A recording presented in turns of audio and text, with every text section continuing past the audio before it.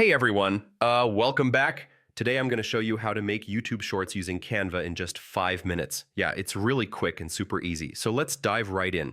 First, go ahead and sign into your Canva account. You can use Google, Facebook, or email, whatever works best for you.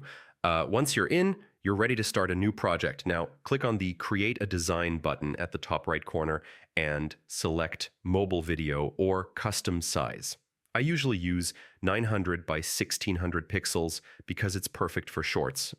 Next, you can pick a template from Canva's library or start from scratch. Templates are great if you want something ready-made, but starting fresh gives you full control.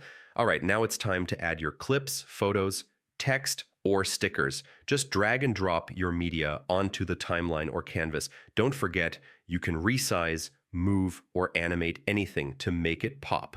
Finally, give your short a quick preview to make sure everything looks good, then hit the download button and choose MP4 video, and that's it. You've got your YouTube short ready in just 5 minutes. So yeah, that's really all it takes to make a YouTube short on Canva quickly. If you found this helpful, don't forget to like, subscribe, and hit that bell for more quick tips. See you in the next one.